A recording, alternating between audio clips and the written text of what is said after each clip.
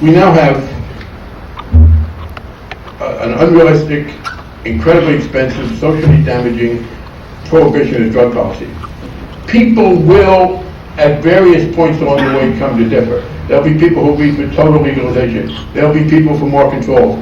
I would hope people would not get into the fight about what the ultimate objective is before we've made substantial progress. At some point, people are going to disagree about how available it is. I must tell you, I am struck when I debate this in various ways by the passionate feeling that this is not as much with marijuana as with some other drugs, because obviously there are elements of irrationality in several other drug policies.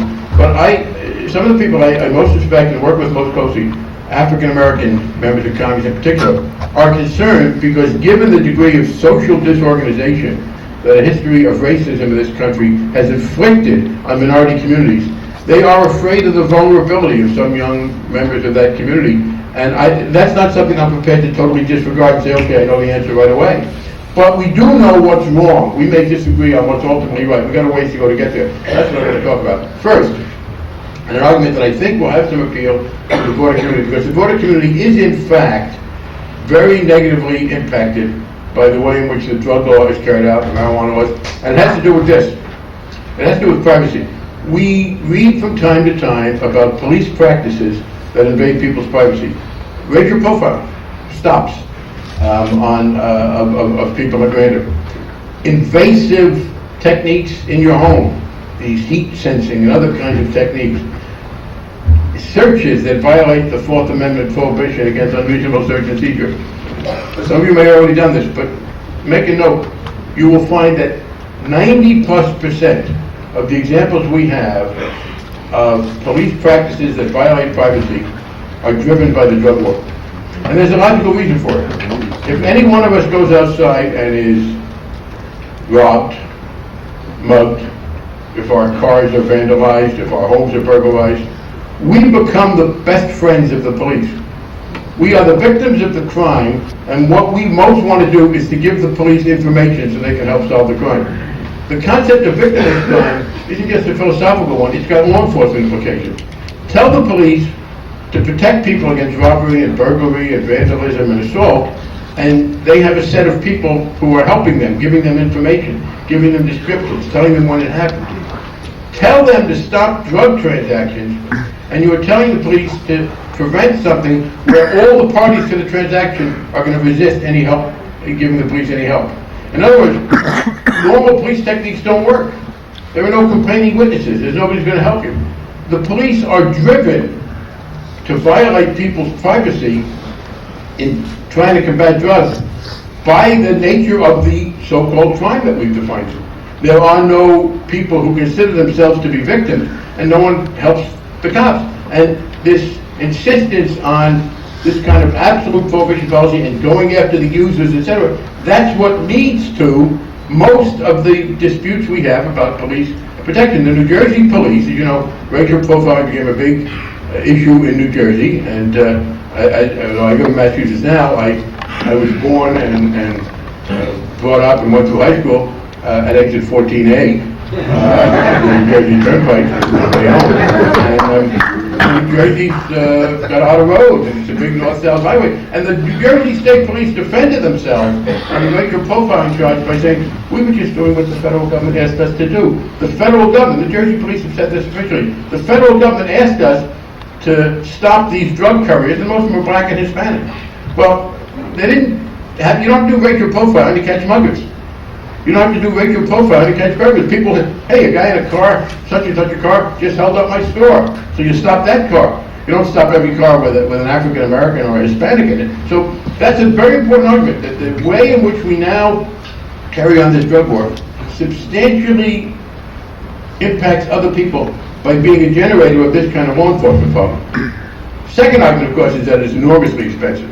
I mean, the increment of spending you're seeing in state after state at the federal level for prisons is driven in part by this excessive drug prohibition.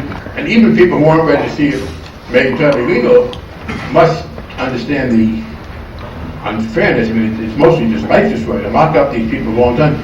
I was very angry when Bill Clinton pardoned Mark Rich and some others. One of the reasons I was angry, I mean, they were wrong themselves, but it also overrode one of the important things he did that could have been a good lesson. You know, he signed commutations of sentences for, I think, 17 people who were in prison under the old marijuana laws, which we were able to change, and we did try, some of us, to change it and make that retroactive, and the U.S. attorneys wouldn't allow it to happen. But there are people who have been let out of long prison sentences, and I'll make a prediction now, not one of those 17 people is ever again going to do anything antisocial. Not that many of them had done anything antisocial before, but these were not people against whom we had to protect ourselves. And so the money is there. But I want to give the argument. I read somewhere an argument. It was the Secretary of HUD, the new Secretary of HUD, Secretary Martinez, who I think is well-intentioned. And he was critical of federal homelessness programs. And I think, you know, he's a good soldier. He's going to fall in line with President Bush's proposal to sort of cut back on the funding there. And he said, you know, we've had homeless programs for 20 years. We spent a lot of money on the homeless, and we still have a lot of homeless. Therefore, the program must not work. And that's a consistent conservative argument. We've spent so much money on public housing. We've spent so much money on welfare. People look at a problem, they look at it, and they say, in fact, he said, we have more homeless now than we ever had before. Well, if you're going to follow that method of analysis, if you're going to say, where we've spent a lot of money and done a lot, and the problem has not been resolved, nowhere is that analysis obviously more conclusive than in the drug war. Nowhere actually.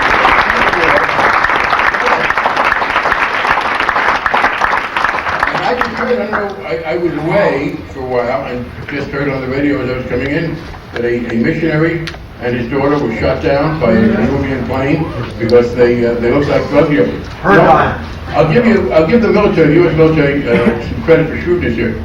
When Ronald Reagan was president, and people wanted to get the military into the drug war, Caspar Weinberg, the Secretary of Defense, said, no, this is not something we should do. What the hell are we going to do? We shoot down these planes and you know, they have these balloons. You remember the balloons? Yeah. Some of you may remember that. We had balloons that were somehow going to stop drugs. I never understood it. I don't understand it now.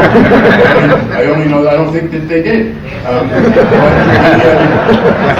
The Defense Department said no, and the reason the Defense Department said no was they, under the Reagan administration, had all the money they wanted.